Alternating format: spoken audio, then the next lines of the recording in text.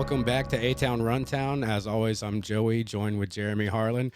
Week 2 was fucking insane. I can't wait to get into it. Where we left you guys off at, it was heading into Thursday Night Football, where you had the Packers versus Washington. Personally, I'm going to say this. I think the Packers are way better than anybody expected them to be this year. I agree. In fact, Washington looked amazing against the Giants, but I'm starting to think maybe it's just because they were playing the Giants, because you put them against a real team like the Packers, but also I think the Packers are going to be hard for anybody to beat.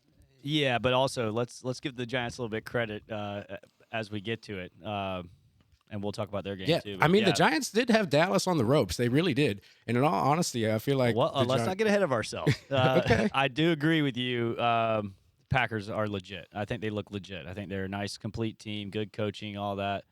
Matt LaFleur used to be ours, baby. Yeah. Another one that we let go. But, I mean, I say we But let isn't go. that We just didn't the voluntarily classic let him go. Atlanta tale right there? It's the Shanahan coaching tree from Washington Redskins back in the day, and it's like a bunch of them got together in Atlanta. I mean, I guess Raheem Morris is part of that. Yeah, Kyle true. Shanahan, of course. Matt LaFleur. Dan Quinn brought a bunch of those guys down here, so I'm not surprised that the Packers are doing Yeah, but really not well. just that. When you look at the Packers, I mean, Jordan Love was incredible. Jordan Love threw for 292 yards and had a steady performance throughout the entire game.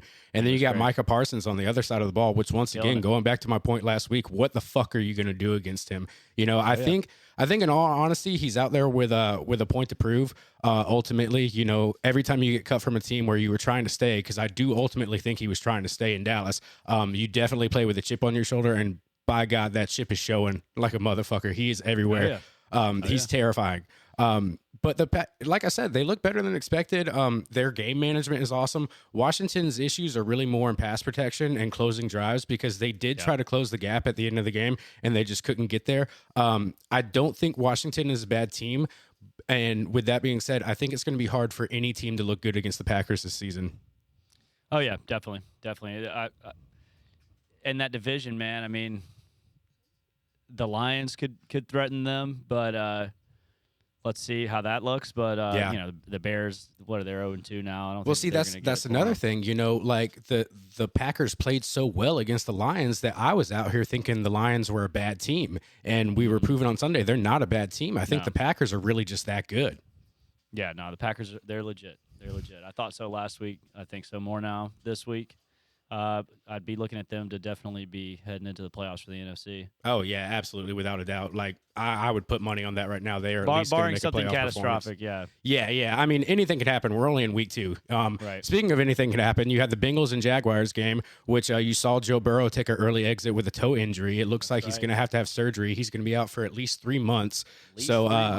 At least 3 months, you know, and on top of that, it was a close game because of that, because, you know, you're down the quarterback. The Jaguars can actually play ball. People don't give the Jaguars the credit they deserve. Sure. You know, they've never been a dynasty team. They've never been a team. I mean, you had the Blake Bortles era and all that other shit, but they've never been like a Showtime team.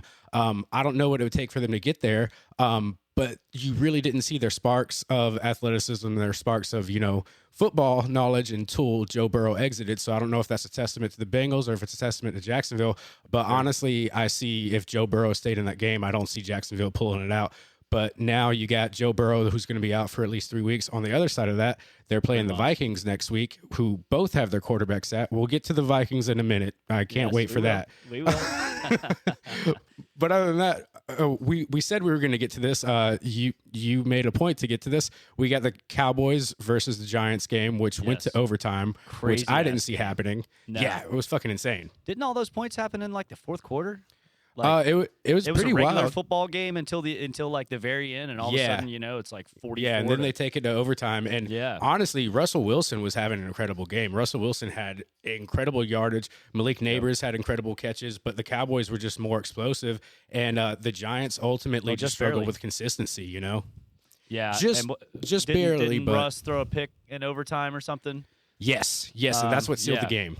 Yeah, so I mean, it all comes down to that. I mean, you can't just point to that to like why you lost the game, but you know. But look, the first It's not week, as easy the as pointing Giants, to a kick, you know. Giants had like, oh, of course, but the Giants they scored like 6 points in week 1 or something like that. Yeah, and I was yeah, thinking, it was like, really man, bad. Russell Wilson's like definitely like all the way. They did that off. against the Commanders, which goes back to my point. They made the Commanders look like an amazing team, but then you put any team against the Packers right now, I just don't know what they you just can don't do. Look like that. Yeah. Yeah. Yeah. Yeah, man. But then I want to shout out the Cowboys kicker, man. This guy's crazy. Yeah, he's he really kicked fucking like good. a 60-something yarder. Mm-hmm. And I was listening to the game on the radio, and it was just like the end of the fourth quarter to overtime, and I had like a 20-minute drive, so it's just like I got to hear all the crazy shit happen like live. But they were saying on the radio, like I know they were saying this last year too, but this kid, they would be comfortable with kicking from 70 yards. No way. Like that's a fucking weapon, dude. Yeah, absolutely. I mean, and like think about unfortunately, that. we didn't get him over here. No, I know, man. Oh, and nobody's gonna get him. They're gonna lock him down for sure. Yeah. He's not going anywhere for a long time. But if you think about that though, like you literally only have to get to the 40 or the 45, and you're not punting. And that can be a guarantee. So that basically means anytime you're in an indoor game, leave it up to the kicker. At least put points on the board. If you're getting points almost every possession, drive. Yeah. If you're getting points every position, you're doing what you're supposed to do in football. So I mean, shit. If it's gonna be 3 and out, just make it a 3 and kick. If he can make it from fucking 70, are you kidding me? Yeah, dude. Like what the fuck? Now, also, you are risking giving up the ball at the 45. Yeah. Yeah, you are. Or you're risking it getting returned. But what I'm saying, saying, returned, maybe it only gets returned. If you're comfortable with him at 70, I wouldn't see you not be comfortable with him at 55. Damn near having the confidence of it. Like, okay, we can go 3 and kick. Anytime. Those fantasy numbers are going to be fucking insane if they give it to him that many goddamn times. Mm-hmm. But then you had the Dolphins fall to the Patriots, so Dolphins are starting their season 0-2. I didn't see that happening, especially with the weapons they have. Tyreek put on a good show, but Tyreek can only do so much by himself. But the AFC East, they remain pretty volatile. The Patriots seem to be more competitive than people predicted, and the Dolphins really just need to figure out consistency. Other than that, low on the power rankings, though. They are. Nobody's really that high on them, and I don't think it's just because they're 0-2. I think they're kind of a mess down there. And I don't know what exactly they have to do to figure out. Granted, to be honest, I don't really care. To be honest, I don't care if Miami doesn't get it figured out. That's just my sports bias, and I'm not saying I don't have respect for any of those players. I think Tua is great, especially the things he's bounced back from and still been able to play. I think Tyreek Hill is a future Hall of Famer. I think he's deserving of all the flowers that people give him, but you don't play for Atlanta, so I really don't give a shit how bad your team does. Exactly, yeah. We had the Jets and Bills, so...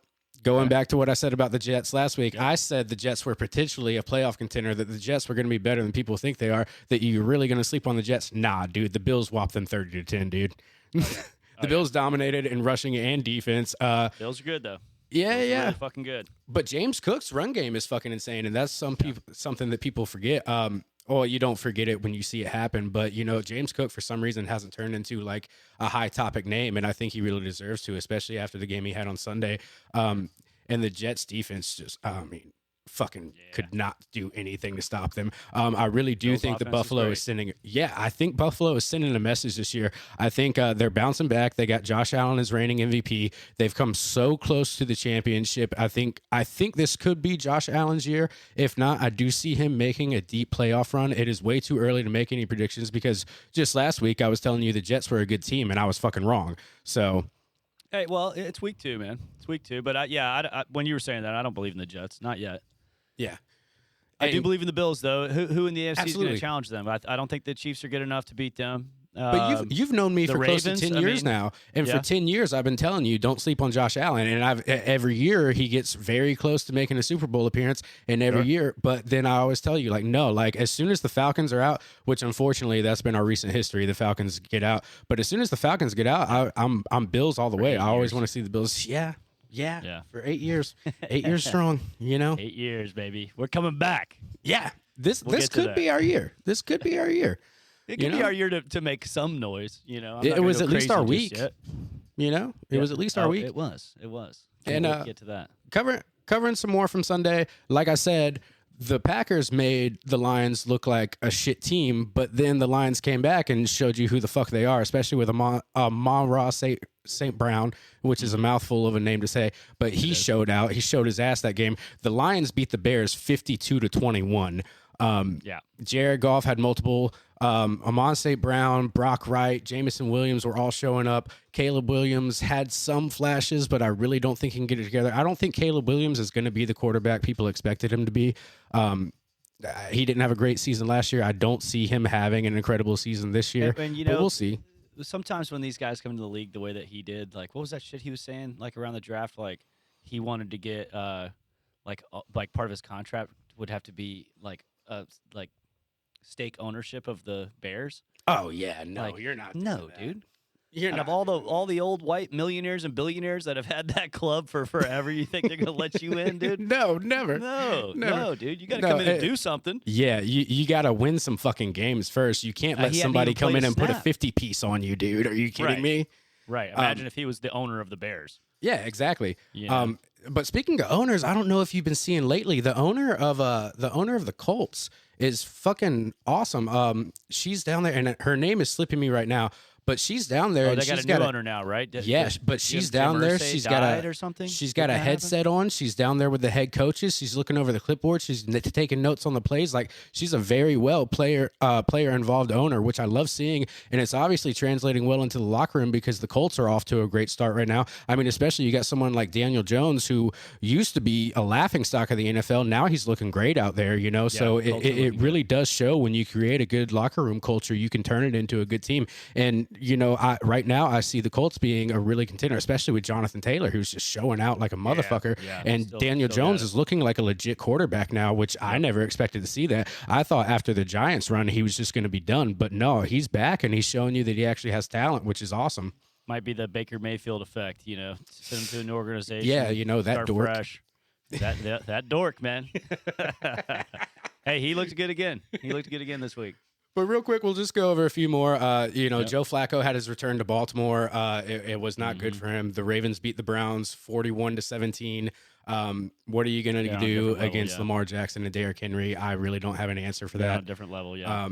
The Buccaneers barely beat the Texans. Speaking of that dork Baker Mayfield, holy shit, he pulled it out from his ass on that. He was just locked in on the sidelines, made some magic happen. They beat the Texans 20-19.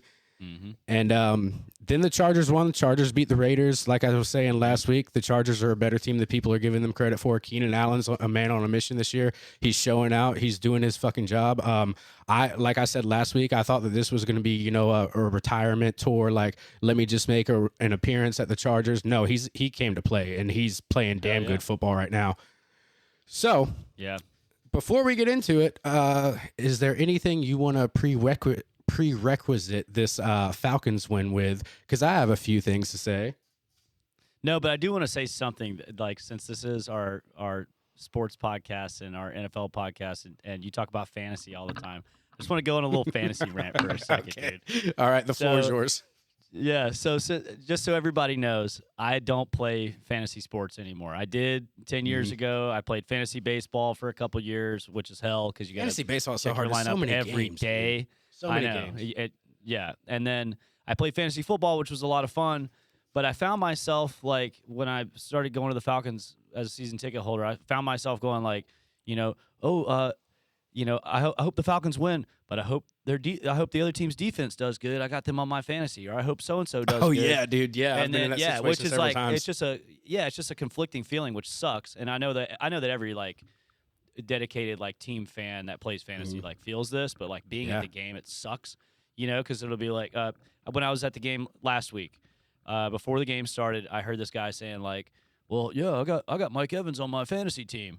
You know, I hope that he gets a touchdown, but we still win. You know, and I've been in that situation before where I'm playing guys who have Falcons players on their team, and I'm like, man, I need Drake London to bomb, but I also want the Falcons to win this game. You know, so I cannot subject myself to those kinds of conflicting feelings. Like I put all of my fandom into one team. It's the Atlanta Falcons. That's it. If you're not wearing ATL on the jersey, I don't give a fuck. Yeah, and that's how you've always been. Mike Evans to do well ever, especially when he's playing my team. I don't give a fuck. On that point, this is something I've always wanted to mention and point out.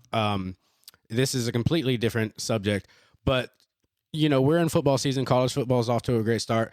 My team, Georgia Tech Yellow Jackets, are off to an incredible 3-0 start. Great game. And I'll say, it was an incredible Great game. game. And I'll tell you, a lot of people give me this shit. They wonder like, oh, you're from Georgia. Why aren't you a UGA fan? And I always break it down to them.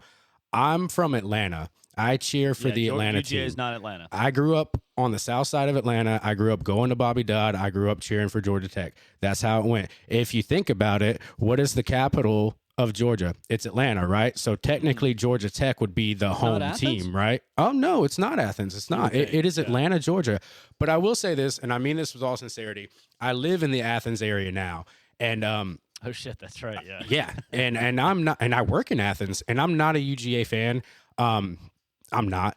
But I will say there is something, and God, it pains me to say this, but there is something so special about that city during football season, especially on game day Saturday, where every single person is wearing UGA gear. Every single person is doing whatever it takes to be available so that they can be at the game or watching the game. There's this real electric buzz on game days there that's uncomparable. And it's something that, yes, Athens is tradition. Yeah, Athens is a smaller town, but it's something that, like, as an outsider, you see and you almost get in your feelings. You're like, like these people through thick and thin, hardcore UGA fans, and they have the fandom that I wish the Falcons had, that I wish Georgia Tech had. I hate going to Falcons games and the game's not sold out. I hate going to Falcons games and half the fucking crowd is fans of the other team. And then we lose to them and we still don't talk shit to them. We allow them to walk on us in our house, Right. And but there's something electric and there's something special about Athens and UGA fans. And I'll say I've lived in Georgia my whole life. I've grown up around UGA fans my whole life. There's honestly nothing fair weather about them because when we were kids, UGA was hot fucking trash. UGA has not been a good team. They won in 1990 and then they weren't great. Yeah. Then I think it was like 84, 85. Because Georgia Tech won in 1990. That's what I'm thinking of. Tech won in 90. Right. You're right. No, yeah, it was like the Herschel Walker days. No, and it's been since then. 85. And I've seen them be through thick and thin. Like, there's nothing fair weather about them. And it really is special seeing that fandom culture in Athens. So my hat does go off to UGA and that thing. Like, there is something very special about Athens on game day that I do have to respect, even though I don't like it. I don't love it. I don't like pulling into work and seeing a sea of red and black that aren't Falcons, but it is truly special. Sunday. It's like, they do. It's football. Gone. And the weird thing about Athens too, is like, it's the first time I've been in an area where, so summertimes the population of Athens, like, gets cut in half because once all the college kids go home, Athens turned into like a fucking ghost town. Like, you can go to downtown Athens in the middle of June, find parking, nowhere's crowded, everywhere's easy breathe. It looks like a ghost town. As soon as fucking school's in session, the population of that place doubles, sometimes triples. It's wild. Sure. Yeah. But moving on try into going the out to Falcons those bars Saturday night after a UGA day game. No, I'm saying try doing that. Oh, yeah, no. You're not getting in. And on top of that, if UGA lost, you don't want to go in there. No, you don't. But also, hey, since we're talking about them, shout out to them. They had a great. Yeah, they did. They did. But I will say this. Georgia Tech doesn't need to take the game into overtime to win, and Georgia Tech doesn't let the other team put over 40 points on their head. Just saying. That's true. I'm just saying. Both conference wins. Yep, both conference wins, and it was a good win against Clemson. I saw you posted today. Number one. They're number one ranked team in the ACC, so that's a good spot to be in. And I think UGA is number 3, so you got some catching up to do. And I will be the first to admit I'm running my mouth right now. We played each other the last game of the season. We haven't beat you guys in a long time. But last year was insane. Oh, last year was game of the year. It was game of the year. Yeah, it was a game of the year. What was it? Six or 7 overtimes? It was something crazy. Yeah, it was fucking insane. Yeah. Yeah, every time I looked up, I'm like, another overtime. Holy shit. Yeah. And every time Georgia Tech had the lead, they had to get it taken away. That's where when they say defense wins games, I always think of that game. Hell yeah. Yep. And speaking of defense winning games, how about the motherfucking Falcons? How about the motherfucking Falcons? Rise up, baby. Five fucking sacks in the first quarter. And I just want to say something really quick. Five. First half. Five. Yes. Five. Yes.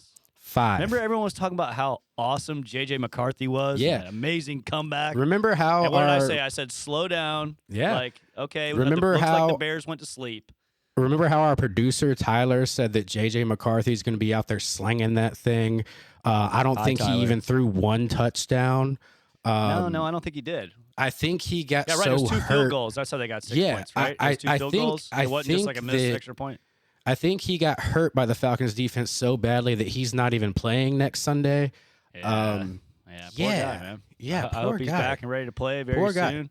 Do you think that's one of those like phantom injuries where I heard some rumors? I don't know if this is bullshit or not. Probably shouldn't be saying this on a podcast, but I did like read something or hear something somewhere where they were like one of the players was talking, or Kevin O'Connell was saying like, all right, I'm going to bench him in the fourth quarter, and one of the receivers or somebody came around and said, nah, man, you can't do that. You got to let him. You got to let him play it out. And like, don't end his career before it's gotten a chance to start. Personally, if you kid. ask me, I think the kid's pride is just hurt so fucking bad because he thought he was going to do something that he was incapable of, and that's beat the Atlanta Falcons. And really what he's taking is a pride break.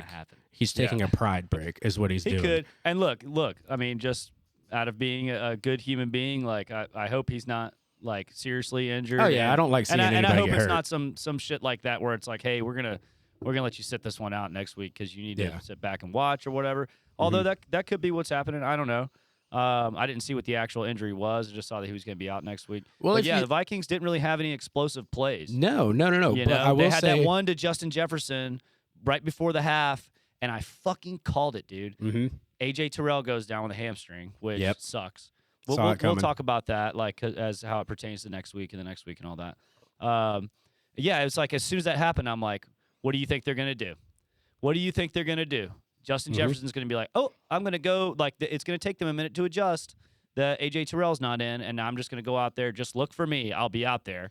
Well, I think we just got so used to punishing McCarthy that we weren't looking for anything else. You just get too excited. You're like, well, we got to him 5 times. Let's keep the train rolling, Yeah, man. Let's talk about some of these young guys on the defense, man. Well, there's a few things I want to talk about before that. Sacked, dude. Yeah, I was going to mention that. We were just talking about how we hire these old guys and they don't do anything. And then I think Leonard Floyd heard you. I think that's what it is. I think Leonard Floyd must have tuned in on Thursday and was like, I'm going to show that motherfucker. And then he records a sack. So good on you, Leonard Floyd. Lenny, if you're listening, man, let's keep it going. And thank you. Let's keep it going. You got it. Thank you, Lenny. This. But I do want to say, the Falcons never trailed. Their defense and special teams set a tone. But they did struggle in the red zone, and there is something we definitely have to do about the red zone. I did see Michael Penix out there. The crowd noise was so loud. We got so many flags thrown on the first drive because he couldn't hear what was going on in his headset. I get that, but we got to do something about red zone because I do think maybe this Vikings game may have been a gimme. We're not going to be able to get away with having poor offensive red zone like that for the rest of the season. Something's got to be fixed there. I don't know. If they had the red zone offense going... it would have been 24-6 in the first half. Yeah, exactly. Like we could have put up 40 points, feels like. But they'll get that figured out, I hope.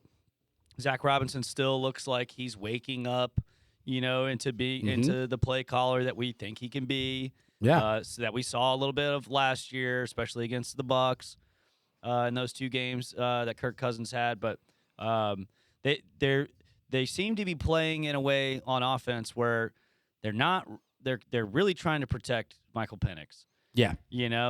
And look, man, I know that Caleb McGarry's out, but Elijah Wilkinson looks good, man. He doesn't look like a third stringer. He looks like a good backup. He looks like a decent backup. And that's good. That's NFL caliber, man. Like, he's playing well. He did have a false start somewhere in the game, but like you said, like, that stadium was extremely loud, man. It's one of the loudest places, man. Yeah, very volatile environment to play in. I wish that Mercedes-Benz Stadium would get that loud on Sundays, and that's something we need to work on. For a little bit, and then it goes away, and then my voice goes away. By the way, shout out to my voice for coming back. You mean we do, or you do? Because I think you get that loud. I think you get that loud. I think Benny gets that loud, but I think that's about it. Yep, shout out to Benny, too. Get out there. Shout out Benny. He's going to come to some games with me this year, I'm sure. Hell yeah. I got to get you to a game this year. Oh, we'll I know go, you're out in baby. Athens now, but we'll try and plan it. I'll try not to spring it on you. Like, if I have an extra ticket, dude. hopefully I can tell you a couple Well, that's days what happened advance. last year. I think last year you had extra tickets to the Saints game, and I was like, bro, I'm not going to make it. Like, the game starts in 45 minutes. Well, it wasn't 45 minutes, but it was like a couple hours. You're like, it felt like 45 minutes. I got to clear this with my wife. Then I got to like make the trek down because I'm a good husband. Anytime you ask me to do something, I have to ask my wife. If you come out here, if you come down here, meet up with me at my house, can't drink all day if you don't start in the morning. Yeah, and that Evan game, Williams you're not bottle coming is home gonna end up empty really fucking quick. Exactly. There's a reason, ladies and gentlemen. There's a reason we ride the train. Like there's a very big reason. Have to. Yeah, I don't trust myself. I do not trust myself driving downtown, and then watching the Falcons win or lose. I don't even want to be honest. I hate driving downtown. That's the one thing I don't miss about living in Atlanta. Other than that, I greatly miss living in Atlanta. But I will tell you, it's more calm out here. It is really cool to just like open the door and let my kids go run outside in the yard and play, and I can actually afford a yard. Yeah, there you go. But let's get into some key plays. Let's talk about Bijan Robinson having 143 rushing yards and some receiving yards. He made them look like fools out there, which was amazing. You also saw Algier come out there, do his thing for a little bit. But ultimately, finally got going. The running game is amazing. And I'll say this: I was watching the game, and I really realized, as far back as we can remember, even you think of the Jamal Anderson era, the Warwick Dunn era, the Michael Turner era, we have always been a team that does build their offense around running backs. Devontae Freeman, for example. Devontae Freeman is one of the best running backs we've had, to be completely honest. I hate the way his Steven career Jackson, went after. Not Todd Gurley. Well, understandably, there's some people I didn't mention on purpose. There's some people I didn't mention on purpose. But for most of my lifetime, we've been an offense that builds ourselves around the running game, and it's always been very important for the running back to be able to catch. And I think that's what Bijan is showing right now. And everything that Bijan can't do, Tyler Algier can do. And I feel like our running game right now is something very, very special. I feel like every player on the Falcons right now has special abilities, and I think overall they're one of the best teams in the NFL right now, just from individual talent perspective. I think so too. Yeah, I think so. We got to put it all together. Shout out to the offensive linemen. I think as the season goes on, if they can stay healthy, Storm Norton's going to come back and replace Elijah Wilkinson. We think. I mean, unless Elijah Wilkinson just like keeps getting better, I do think he's playing pretty well. Ryan Newsel taking over for Drew Dahlman at center this year. He's done a good job. I mean, everybody has their mishaps, and then of course you got the anchor man. You got one of the best tackles in the league, Chris Lindstrom. Yep. Who is finally healthy. Finally healthy, Finally and healthy. then Old Faithful, man, Jake Matthews, the only guy left on the team that's older than he's you gonna and me. He's gonna be playing on the team till he's 50, man. I hope so. I love him. This man. actually might be his last year, to be honest. I don't know. I don't know. Because I hadn't really heard anything like that, but it could be. He could be coming near the end here. But he's got that football pedigree, man. But he's not football old. I mean, he's not real life old, but he is football old. Yeah, but he's an offensive lineman, man. Like those guys, like think of like Todd McClure, and like like all those dudes that we had, Babineau, like they played for us forever. That's true. They did. Let's get into the rookies. Jalen Walker, James Pierce, Xavier Watts, Billy Bowman. They all got meaningful plays. They all showed their ass. Big plays, yeah. Yeah, and they all showed why we got them. On top of that, Diablo is still doing his fucking thing out there. I think he was our number one rated player on the team, Pro Football Focus. Deservedly so. Yeah, but definitely keep an eye on him. I will tell you my number one player, and that's got to be Parker Romo, coming out of nowhere. Playing against his old team, made a 54-yard field goal. Kind of proved that I think the Younghoe Koo era might be over. I don't think they're going to cut him from the team or do anything, because we still got to pay him. It makes no sense to cut him when we still got to pay him. On the roster, then keep him. But if you need the room, man, he's got to go. But I will say it would be a very Falcons thing to make somebody go sit on their couch for the rest of the year and still cut them a paycheck. So. Right. Well, I don't know. Seen it happen. How many guys can we have making double-digit $1 million? Yeah. Sitting on the bench, Kirk Cousins. But do you over there counting his money with his helmet on? Do you think that Koo can punt? I don't know. But I don't have a problem with our punting. Yeah, I don't either. I was just trying to be nice. Yeah. I don't have a problem with. Fuck, I'm forgetting our punter's name, man. But no, I've always thought that he was good. Yeah, we've had him for a couple years now. But I'll say, Parker Romo, being a local kid, he's from Peachtree City. He went to McIntosh High School. It was cool seeing him, man. It was a great relief. Now, I will say, being a Falcons fan, I do always reserve, future feelings, future outcomes. I don't know if it was a fluke. He's going to miss some, He's going to miss some. And the thing is, poor kid, Every time he misses something, people are immediately going to be like, put Koo back in. Koo wouldn't have missed this. Well, you know what? Yes, he would have. Yes, he would have. Yeah, That's why he's on the bench right now, because he would have missed that fucking kick. Koo would not have made a 54-yard field goal on Sunday night. He would not have done it. Watch Koo get cut and then get picked up like mid-season by somebody else, and all of a sudden he's in the Super Bowl. Watch him go to the Vikings. 60-yarders. Yeah, maybe he goes to the Vikings. Who knows? Well, then he won't be playing in the Super Bowl. I'll tell you that. No, not on the Vikings. Maybe on the Bills. Maybe on the Bills, yeah. But they got Matt Prater, dude. Yeah, I mean, Matt Prater's awesome. Matt Prater came from Arizona, I believe. I think that's where Matt Prater came from. I know he's been around a long time. Yeah, he's been around a long fucking time. But that's the beauty about being a kicker. I always told my son, if you ever want to play football, please just be a kicker, because on top of everything else, you get paid a lot of money. You have one job to do, so you have one focus, and they're not allowed to touch you. They get in trouble if they touch you. So, you know, you can play until you're fucking 50, like Adam Vinatieri, you know? Absolutely. One of the greats. But after that game, Morton Anderson. I don't think they protected kickers like that back then. Not in Morton Anderson's era. Not like they do now. Probably not. That was too young for me to remember. Like, I know who Morton Anderson is. I don't think I ever watched him play, though. He's a legend, yeah. Yeah, I don't think I ever watched him play. I don't know if I was even born by the time he retired, because didn't he retire a Saint? I have no idea. But I believe he did. That's heartbreaking. I think he did. I remember Roddy White. The Saints were talking about signing Roddy White after we cut him, and he decided to hang it up. But good. Yeah, I was like, God, good on him, Roddy. You can't. Good on him. I don't think he wanted to. But like I said, okay, so the Falcons did work on the Vikings to the point where J.J. McCarthy got a high ankle sprain, and also Aaron Jones is going to be on the IR after that game. So the Falcons' defense was very effective. Like I said, I don't watch football to actively see other guys get hurt. I hate when your career gets sidelined. But at the same time, you know, that's the expense you pay. And when I do read the stat line after a game like that, I'm like, oh fuck, the quarterback's got an ankle sprain. Oh fuck, their running back's hurt. That tells me defense did their fucking job. Yeah, exactly. He got sacked 6 times. I mean, some of the young guys that got first career sacks. Pierce got, I guess he got half a sack. Jalen Walker, his was nice, and he did the fucking Vince McMahon millionaire strut. Leonard Floyd showing the old guys can still do it. Awesome. Ruka Rororo got his first sack. Brandon Dorless got his first sack. Guys that were both on the team last year that I feel like dumbass Jimmy Lake just kept on the sideline, like it didn't feel like they were given a good chance. I know Rororo came out for a while, and I know he had like an injury for a little bit, but I feel like those guys didn't play enough last year. Yeah. And when they did, I was like, damn, who are these guys? And then let's talk about my dog, man, Billy Bowman.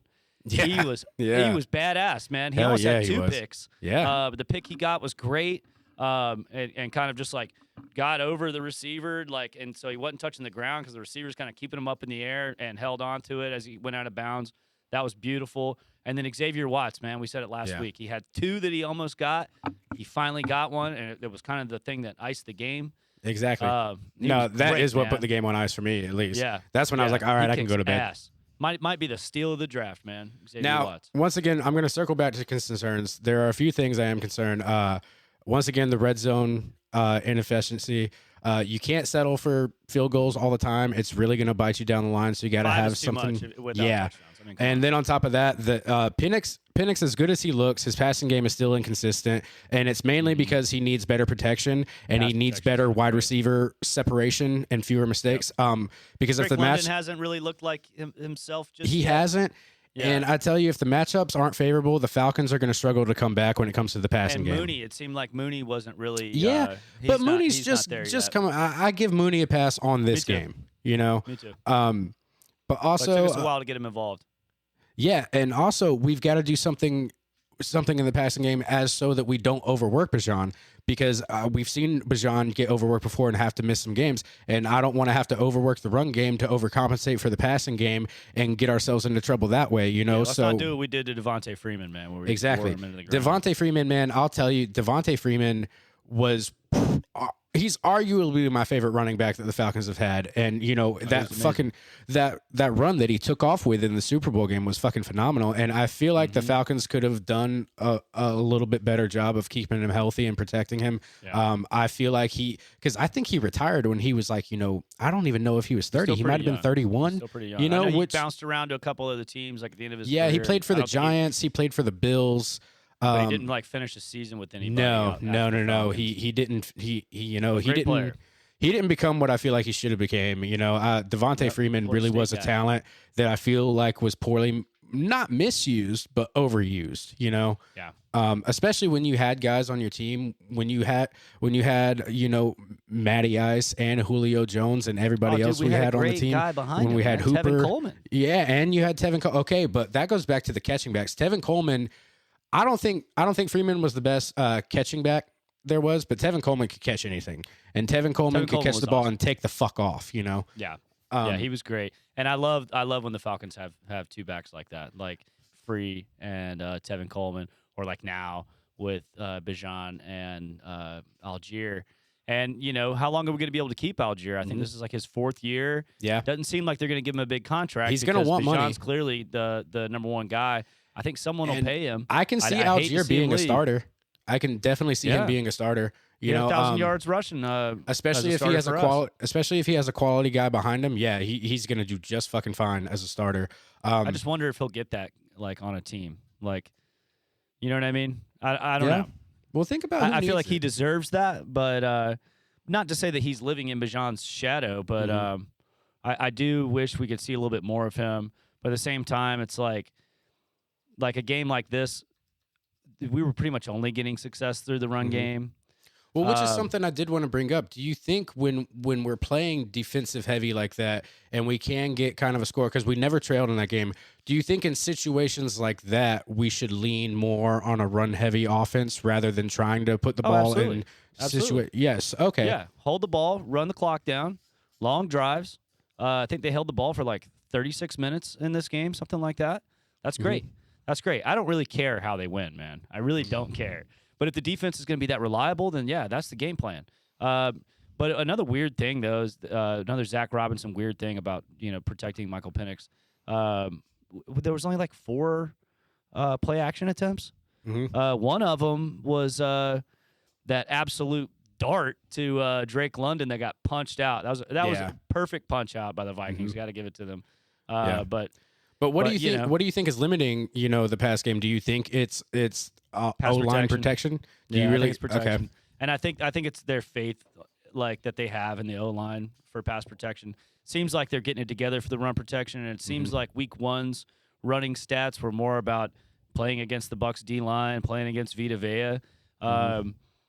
We do know that the Vikings blitz all the time. And I think that kind of, lets you solidify a game plan. You got Bijan who can get through that kind of stuff. And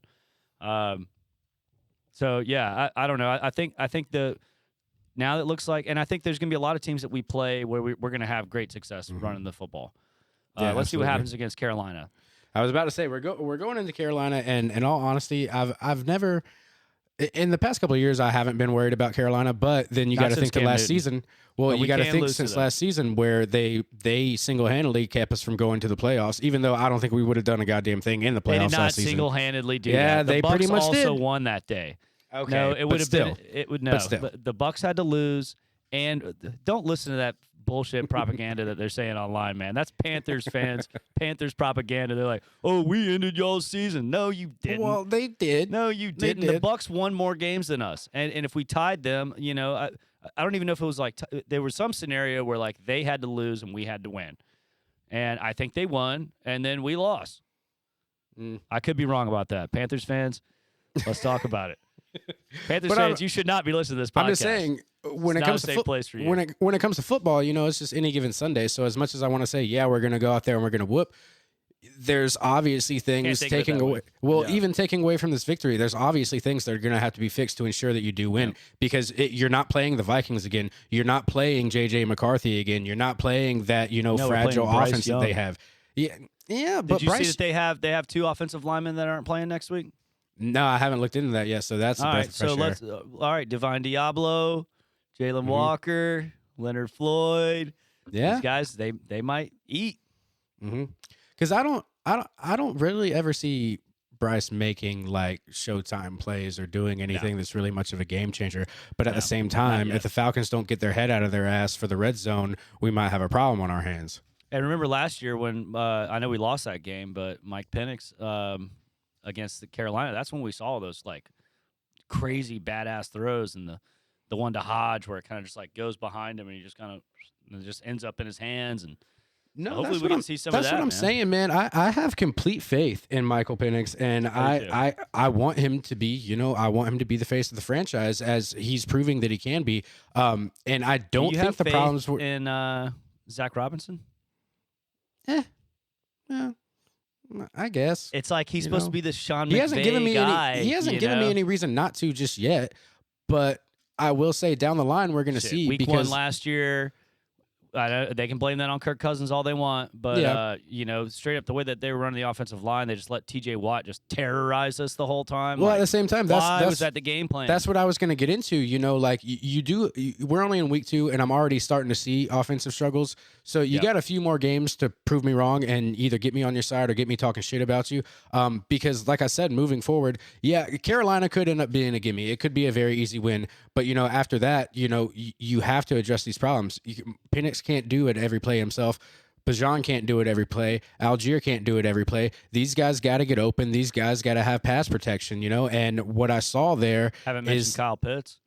But Kyle Pitts did good on Sunday. I think he had like 54 yards. He did great. Yeah, man. Keep doing that. I'm totally cool with that. I don't need 120-yard games out of him. It's still going to be a little bit before I'm a Kyle Pitts believer, and I'm not exactly a Kyle Pitts hater. It's just I gotta see a little bit more from him. I think last season kind of put a bad taste in my mouth, but that's really all it is.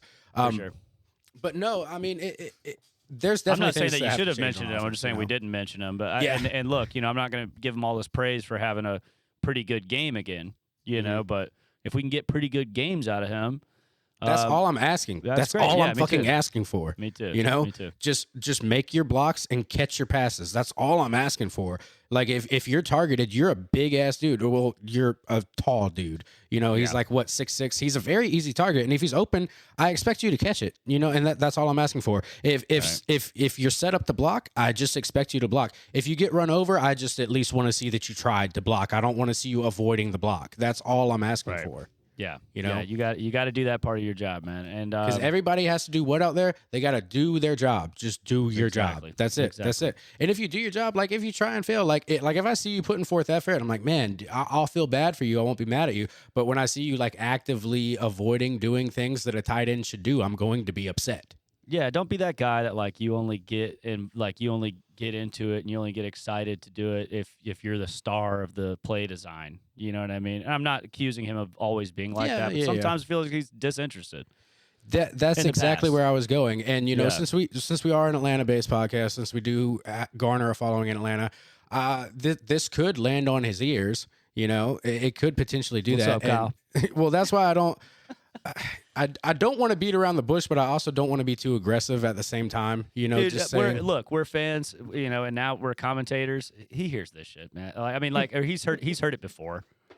Yeah, I'm not worried about it. Like he gives a shit what I'm saying. One thing we forgot to mention, though. Yeah, exactly. And one thing we forgot to mention is the Super Bowl rematch that happened: the Eagles versus the Chiefs. Oh yeah. Where once again, I'm starting to say the Chiefs players are not who they used to be. Also, It was a very controversial game. It's a high level, high stress, high intensity rematch game. Yep. Everyone's going to say there were calls that should have been called. The tush push, there was a false start, all this other shit. Yep. Blah blah blah. End of the day, the Chiefs fucking lost again. The Chiefs hasn't won a game. The Chiefs haven't won a game since the game that landed them in the Super Bowl, and they don't look like the same team out there. They haven't looked the same since the Super Bowl, since that beatdown they got. And I don't know if they're still carrying things from the offseason in their head and they can't get it together. The only person who still looks good out there is Mahomes. The rest of the team around him does not look like the same Chiefs we're used to, and I personally think that we could be seeing the end of the Chiefs dynasty. I'm not saying that they're not a playoff contender. I'm not saying that they can't pull it out, but this is not the Chiefs that we're used to, and I don't see them being Super Bowl contenders Commanders this season. Even though it's in week 2, I'm going to go ahead and say they are not clicking the way that they should be. They're not clicking the way we're used to seeing them. We used to see them go out there. Like the fact that they lost to the Chargers in week 1. Granted, the Chargers are looking good, but the Chargers... And they were in like Brazil or something. They were in Brazil, but on top of that... Those out-of-the-country games are kind of After that weird. game, the Chargers beat the Raiders. I expect the Chargers to beat the Raiders. You know, I don't expect the Chargers to beat the Chiefs. The Chiefs didn't expect that, and I don't know if that mentally, with jet lag and leaving another country and then losing down there, rolled over into the game with Philly. Granted, it was a good game. It was a close game, but I haven't seen the Chiefs that I'm used to seeing, and it's weird. You see that clip where one of the D linemen, I think it was Jones, was saying to Jalen Hurts, like as they're in victory formation, he's just like, you didn't even get 100 yards. He's like, we won the fucking game. Yeah, what's it matter, dude? What's it matter, dude? I don't care. I don't care if our quarterback. I don't care if our quarterback has negative 2 yards. Yeah, if our quarterback has negative 2 yards, but our running back has 300 yards and we win the game, I don't give a fuck. Yeah, I don't give a fuck about the yards. I care about the final score. That's it. Yeah, just like with this game, man. Like with the Falcons and Vikings, it was cool to see the defense be like that. Yeah, of course, I want to see flashy touchdowns and all that, but I just want to see a win. 6 sacks in the game, like that's still fun to watch. I like to see good defense. I love to see the young guys, man. It feels a lot like that rookie class that we had in 2016 when we went to the Super Bowl, man, with Keanu Neal and Deion Jones and those guys.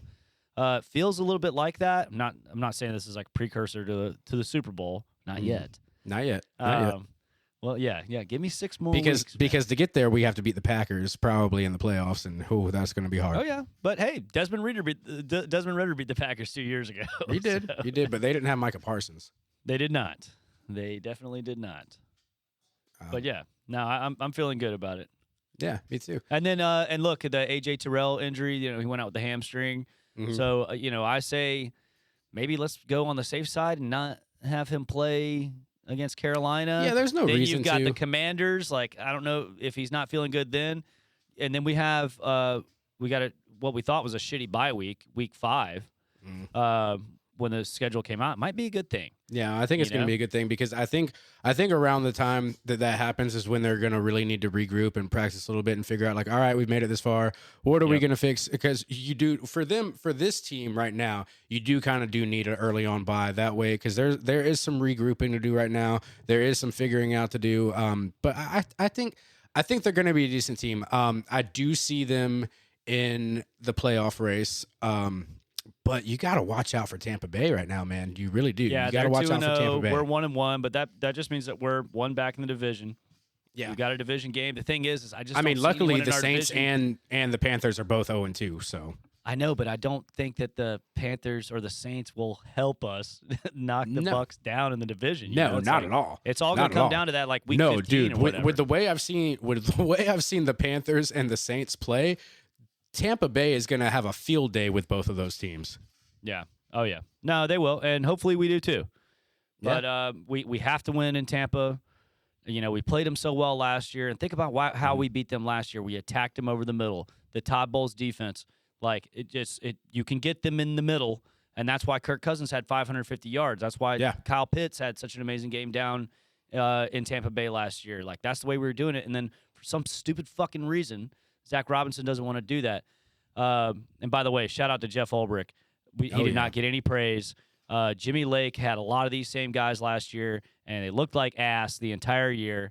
And already, Jeff Ulbrich's got these guys looking good. I mean, I know we got the great rookie class, but I'm loving it. I'm loving it. Yeah, he's got to hold it. He looks competent, which we didn't see any of last year. Yeah. So. Yeah. Well, I think that about wraps it up. But before we get out of here, I want to say we'd be remiss to call ourselves an Atlanta sports podcast if we didn't mention all the wins that Georgia had. UGA won, Georgia Tech won, the Dream won, the Falcons won, and the Braves squeezed out. The Braves squeezed out a victory on Sunday. And I also do want to say we are both lifetime Braves fans. We could talk about baseball real quick, so I'm going to. Braves suck. And that's all I'm going to say about baseball. Yeah, the season could not end soon enough. No. Yeah, and, oh my and you God. and me, when we talked about starting this podcast, we were kind of saying, like, we do want to hit all the Atlanta. We sports. flirted with the idea of mentioning the Braves, but we both agreed not this season. Not this season. So yeah, look, if the Braves were in the playoffs heading into October, hell yeah, I think they're 10 games behind. I don't even think they're in the wild card race, bro. Oh no, they're they're done. They have been they're done. Yeah, they need to go on vacation. Go ahead, let Matt Olson and everybody else let them go ahead and go play golf because you're not doing any winning this season, bro. But look, we'll talk about the Braves, like if they do anything in the winter meetings, if they pick up anybody meaningful, absolutely. or if somebody gets traded away, and then we'll be talking about the Hawks. I can't wait for that. It's gonna be hard to split up time between the Hawks and the Falcons when that starts. I do kind of put NFL season above that just because the potency of each game.